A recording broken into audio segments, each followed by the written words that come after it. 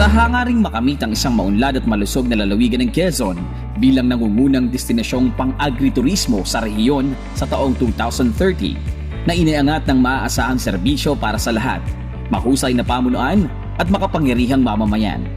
Patuloy na nagsusumikap ang pamahalaang panlalawigan sa pangunguna ni Governor Dr. Helen Tan, katuwang ang sangguniang panlalawigan sa pamumuno ni Vice Governor 3rd Alcala, na maihatid sa mga mamamayan ang mga programa at serbisyong dagliang tutugon sa mga suliranin at pangangailangan ng komunidad sa pamamagitan ng Healing Agenda.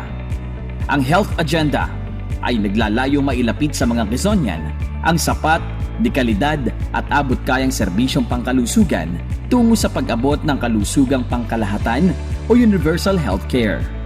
Ang Education Agenda ay nagsusumikap na maitaas ang antas ng edukasyon sa lalawigan sa pamamagitan ng libreng pagpapaaral sa mahihirap na kabataan, pagtugon sa pangangailangan ng mga mag-aaral, guro at mga pampublikong paaralan tungo sa mas mataas na antas ng pagkatuto.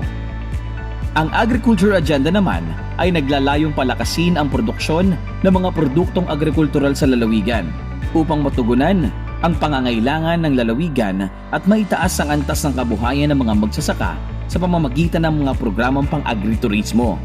Ang Livelihood Agenda ay magbibigay ng mga oportunidad sa mga mamamayan upang maitaas ang antas ng kabuhayan ng pamilyang Quezonian, gayon din ang ekonomiya ng lalawigan. Ang Infrastructure Agenda naman ang magbibigay daan upang mapalakas ang kalakalan, makalikha ng trabaho, mag-uugnay sa mga pamayanan at magsasanggalang sa mga pamayanan laban sa mga kalamidad. Ang Nature, Environment and Tourism Agenda ang magsusulong ng karapatan ng mga mamamayan sa balanse at malusog na ekolohiya at kalikasan.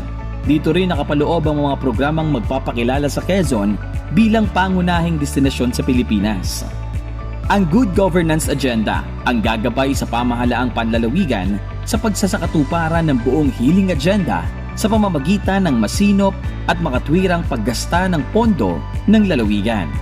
Dagli ang pagtugon sa pangangailangan at pagpapanatili ng kaayusan sa buong lalawigan.